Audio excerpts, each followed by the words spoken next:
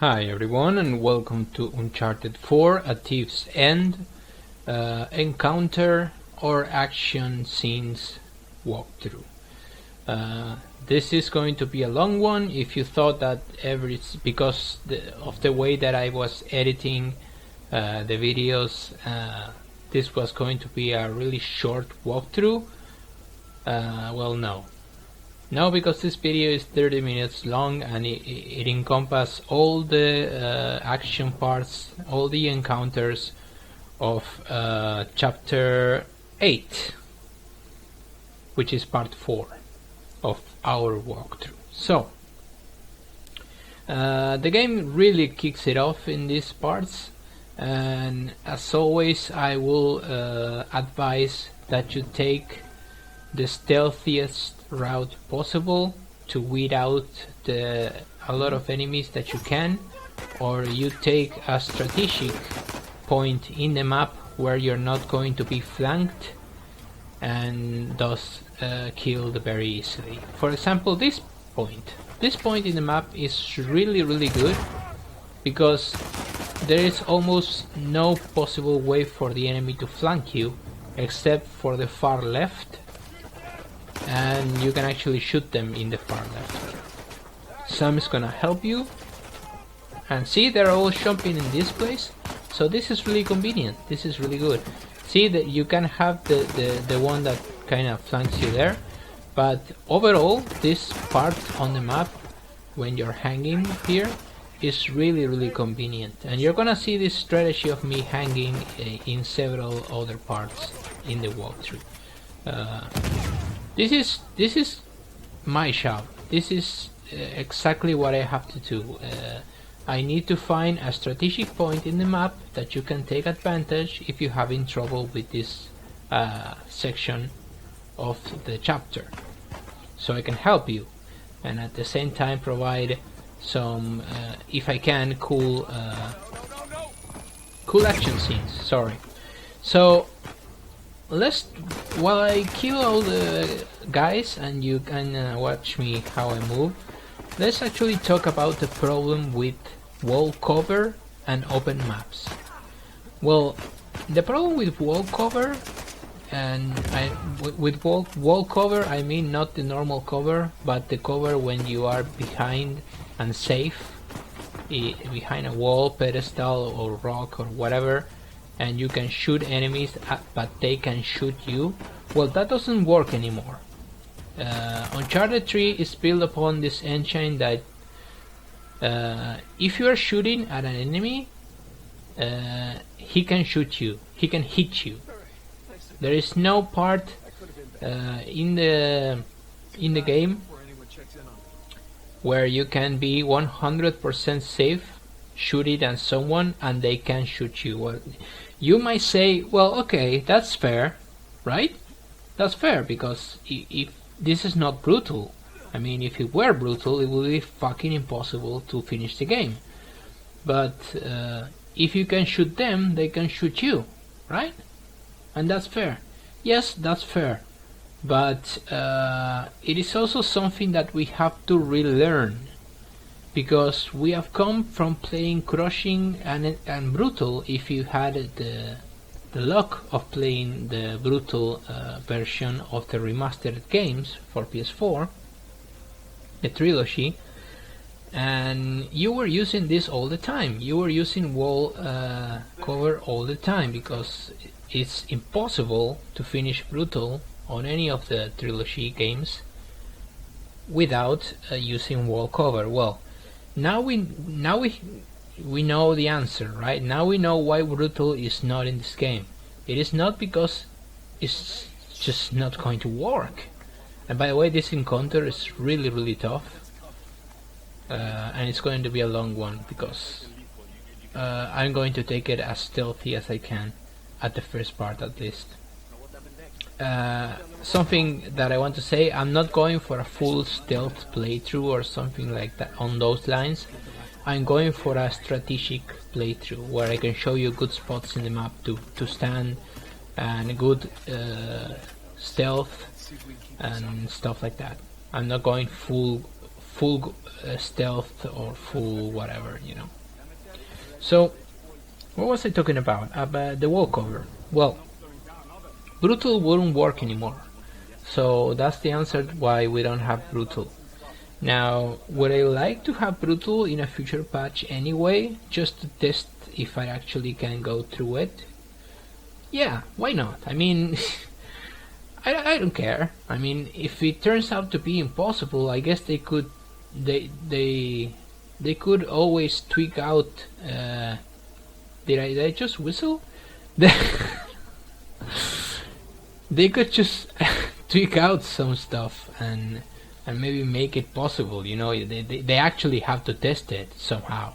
You know, and people have to test brutal. People that are really good at the game and actually beat it before they release it, right? At least that's my opinion. I don't know. Sometimes when I was doing my brutal trilogy, in certain checkpoints that were just rage fucking inducing, I was thinking about that. Was this fucking tested? Because it just doesn't seem like it was tested. So yeah. But let's talk about the artificial intelligence of the enemies. This is an important topic because it has changed. I remember seeing the artificial intelligence on the enemies on Tomb Raider, the Rise of the Tomb Raider that was released a few months ago, and it's like fucking night and day. It was so fucking stupid in comparison. These guys, especially on crushing, they are really fucking alert to what you're doing.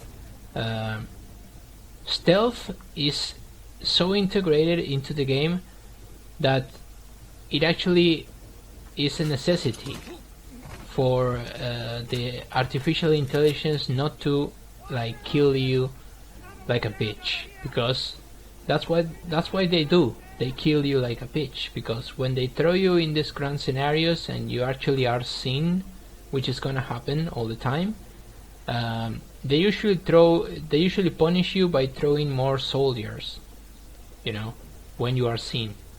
And that means that the artificial intelligence is going to do their best to flank you.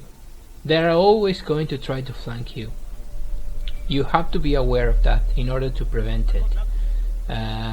Being in the middle of a map, because the maps are usually open like this, and being in the middle on the map when there is fucking hell broke loose is the worst idea that you can employ. They will flank you and they will kill you. One shotgun close range kills you instantly in crushing. And as you can see, you can actually throw dynamite and grenades at the enemies without them seeing you, without them noticing where you are. But if you shoot them, they will see you. And if they see you throwing the grenade, well, they will see you, right? So, but that's something that I'm going to use, throwing grenades from hiding spots. Another thing that the artificial intelligence has is that they throw grenades like if they had the fucking accuracy of Hawkeye, you know. They just throw grenades exactly where you are. This is brutal difficulty all over again, where the enemies threw grenades that they were fucking teleported to your position, where the exact same thing happens here. If you see someone throwing a grenade and they actually throw it really fast, if you're lucky to shoot them in mid-throw, they will drop it to the ground and kill themselves, but this is more luck than anything else. So usually you will see them throwing a grenade at you. If you see them winding up for a grenade throw, know that the grenade is going to land where you stand, or really really close to where you stand. So consider fucking moving. Never be in one spot where you know or you think that if a grenade lands in that spot, you have to move out of cover and into danger to avoid it, or you die. Never be in that position, because they are going to flush you out of hiding that way and they're gonna kill you. Or the grenade is gonna do halfway, because if it explodes near you, it's going to propel you out, not kill you, but propel you out of cover, and then they're just gonna finish the job with bullets. So be really aware that they are really good at throwing grenades. So yeah, be careful about that. And now, as you can see in the map, I'm just waiting for someone to come to exactly this place, because I love this place. This is the best place in this map to be. So I'm just going to wait until 2 or 3 come to this place, and then I'm going to continue killing the rest of the enemies. The difference in this encounter is that they have a turret. They have a turret at the end of this bridge. And this turret was not here before on any other difficulty. So be mindful of the turret, it kills you really fast. So as you can see, they are now searching, because I threw some grenades and made some noise. I actually, like in Metal Gear, where you have like 3 states. You had unseen, when you are infiltrating and you have not yet been seen by anyone. You have the second state, where is alert, where someone see you and they lost you, or something like that, and they are in alert mode, and alert has like a time, and when it runs out everything goes back to normal. But that doesn't fucking exist here. There are 2 phases here, unseen and seen. Now, if they see you but they lose you, they lose track of you, which is actually something that is new to Uncharted 4. It wasn't in the previous Uncharted. Once they saw you, they always knew where you were, but now they can actually lose you. You should use this to your advantage. But even if they lose you, they know they saw you, they know you are around, so they're gonna change positions. They're gonna change the amount of ground that they cover. They're not gonna be as stationary as they were before. Sorry. They're going to start moving all around the map, and when I say moving all around the map, I really say moving all around the map. Like, they can climb every surface that you can climb, or that you can go around. They can go around it. They can jump, they can climb, they can drop down. You don't have the advantage. You're not the expert, the Batman, the one that's overpowered. No. The guys, all the enemies here can do the same thing that you can, and sometimes, they have the advantage actually, because they are really good at throwing grenades. They have excellent accuracy. They will always shoot you and hit you. There is the turret, and we are going through to the next action sequence, always showing you the name of the chapter, the action sequence itself, and the fact that I'm playing it on crushing. So yeah, so the artificial intelligence has changed. I think it's a change for the better. I love this artificial intelligence. It's really aggressive also. They are really aggressive when they see you, and I love it. I actually love the combat, even though I said in previous chapters that the combat is not, like, compared to the other Uncharted, is not the best one. I think it's actually worse than other games, other Uncharted. Not other games, excuse me, other Uncharted. It's still very good. The character handles very good. It has like the perfect feeling of weight, but not really constrained, not really bothering your gameplay mechanic. It doesn't feel heavy or too heavy. Like Uncharted 3 felt really heavy. Nathan feel really heavy in Uncharted 3. This is close to Uncharted 2 in the same terms. But it's just beautiful to see him move. Like every single thing that he does is an animation that is fucking seamless. You know, that every animation is connected to another animation. You never see some glitchy fucking shit between animations. I never clipped through the environment. I never saw an enemy clip through the environment. I never fall off from the map. I never you know what, now that I'm thinking about it, I think I never saw a fucking bug in this game. See, when the game marks the enemies on red, yellow, like that, is that someone saw the body. If someone sees the body and doesn't actually see you, they enter the alert as well. And I just threw that dynamite and hit that guy in the head with it. It does nothing, but it was funny to look at. And I'm going to throw another one right there because they can't see me. And it's an easy way to dispatch enemies. I didn't explain the marking of the enemies and the colors of the enemies when they see you and stuff like that, because in crushing is all disabled. Everything is disabled. So, but there is a mechanic when you can mark enemies.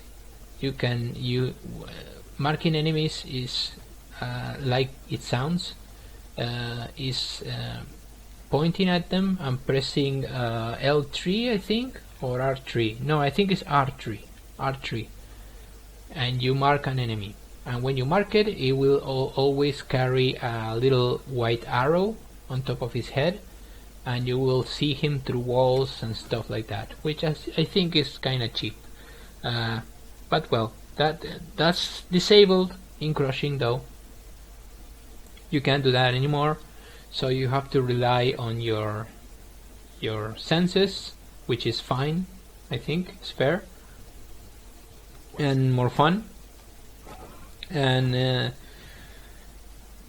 sometimes Sam or some other character, I'm not gonna ruin anything, but some other character can alert you of an enemy closing in on you, on your position. And in that case, if you are rotating the camera and you actually see the character that your companion kind of talked about, they will appear in the map. There is no map, I'm sorry, in the area, so you will be able to see it. But that's the only concession that the game makes. So no markings, no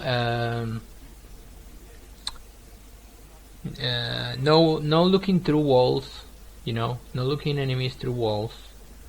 And there is a meter. They have like a triangle middle on top of their heads that kind of goes to yellow when they think they saw you, but they're not sure. I'm sorry about the cars, guys. I'm really fucking sorry. They kind of think that they saw you, but they're not sure. They will display a yellow kind of triangle. It's more like a rhomboid. Is it called rhomboid? Like a diamond figure that it fills with yellow, with the color yellow. From yellow it will go to orange. If it fills to orange, they actually saw you. So yeah, if they saw you, see, that's exactly what I was talking about. So yeah. So, and you can't see that in this either, because there is no visual cues for if they see you or not, but there is an audio cue, and you should definitely use the audio cue.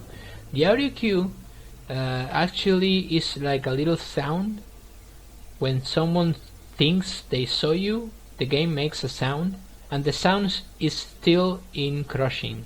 So if you hear the sound and you actually, you actually have the camera on the guy that thinks that he saw you, take over immediately. Whenever you can, wherever you can, But if someone kind of thinks it sees you and you don't have the camera on them, they are probably gonna see you. And from that moment on is your decision if you're going to face a shootout or you are going to restart the checkpoint. Beware, because crushing this battle thing here, right here, if I fail it anytime from beginning to end, I'm going to have to do everything all over again. To tell you like the difference between hard and crushing actually gives you like 3 checkpoints in this battle alone, and crushing gives you none. So yeah, it's a big difference, guys, because there are new enemies, there are more enemies and new enemies in different locations that weren't before, and yeah, you can die really fast. And something else that I didn't comment about the artificial intelligence, the enemies, when they are the only time where they will always repeat the same paths, like a Metal Gear, they go from point A to B and they from B to A and they repeat. The only time that when they are going to be doing that is when they are stationary and they haven't see you. If they saw you and they lost you, they are going to start roaming through the map. Usually they're going to really look around, and they're going to go far away from their stationary positions. So basically what I'm telling you is that if they saw you, stop counting the positions of the enemies. Just react to the situation. Try to kill one immediately. Take a position where you can see where the others are, and take things really slowly, because you don't really want to get seen like right where I am right now, like in the middle of a map, because if you are and there are 3 or 4 enemies, they are all going to flank you. They can shoot upwards, you're not safe in walls. They can shoot looking up, they can shoot looking down from a ledge, so you're not safe from down in ledges. So you're not safe anywhere, guys. That's basically what I'm trying to say. Uncharted 4 makes it. See, someone flagged me and I have to move, or I'm going to die. Uncharted 4 makes it so that you're not safe anywhere. So that's something that is cool, and at the same time something that could bother more elitists, I guess. People that really love the wall hack, and they kinda wanted the wall hack to return here, so they can create their same fucking strategies all over again. And if that sounds like some kind of criticism to those type of people that always rely on the same fucking mechanics and they want the same fucking things to return to the same games, it is a huge criticism, because I mentioned that it's harder, I mentioned that I had to relearn how to play, but I never said that it was bad or that it was a bad decision from Naughty Dog, or something that is going to ruin your gameplay experience. Like, not at all. It feels really it feels closer to a more brutal experience, where if you make too many mistakes, you are going to die. Especially on crushing, because the enemies are relentless. They are really relentless. And in this last portion of the encounters, this is the last encounter of this chapter, you're going to see me take a position where I'm hanging on close to the edge of the map, and you're going to notice that not even there I'm 100% safe, but I am much safer than in this position, and you're going to see me take it eventually. And I'm going to move to that position. See, this enemy comes right towards me, and of course everyone sees me at this point, so I'm going to move to that position, which is the best position in this map. There is a sniper in this map at the end of it that wasn't here before in lower difficulties, so that's the difference in this encounter. And you shouldn't be taking shots from the sniper, because the sniper kills you in one shot. It doesn't matter where it hits. So see the grenades? I'm going to change between the elevations of this rock. See, being in this lower elevation saves me from the damage from the grenades, and I'm going to use this rock and my pistol to kill the majority of the enemies that I can. And this works really good, so if you're having trouble with this scenario, just do this. Now be aware that at some point you will have to exit cover. See that I'm getting shot at anyway. When I was saying you're never safe, this is what I was talking about. See, I'm shooting to the left, and I'm getting shot from the right, because every time you shoot, you are essentially half your body is out of cover, and the wall cover doesn't really work anymore. So if that's something that ruins a game for you, if that's something that really bothers you, maybe you should consider not buying this game, because this game changes some of the rules that we learn from not only Uncharted, but from many third-person shooters, where we could use this wall hack thingy. And we're probably going to continue to use them in other games. But in this one, it's not. It's not here. So you'll have to adapt. You'll have to adapt to a more dangerous environment when you can die really fast.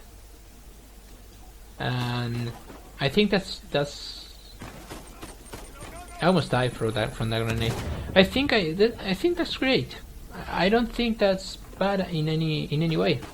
Something that changes things, like change itself in video games, is something that I receive it with open arms, especially if there is change that is going to make me have to relearn the way that I approach a combat in a third-person shooter.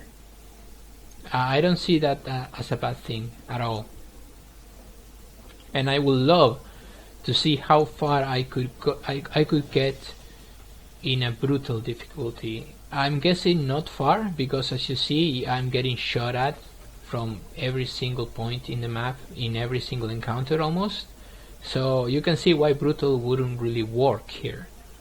But just for shit and giggles, I would love to be able to set this to brutal, you know, and see what strategies I will have to actually create, and how far into the game I will be able to go. I'm guessing not really that far, because there are some battles really late in the game that even on crushing are going to test your patience, and they might actually, there is one or two fights that might actually get you to the point of saying, fuck it, fuck this game, I can't do it. That's how difficult the game spikes on the late encounters. So hopefully I will be there, guys, to give you some strategy and information that will ease up the pain. That's the purpose of the walkthrough. And once we lift this thing and we get on the other side, we have finished the encounter, so I'll see you guys in part 5. Thank you for watching and take care.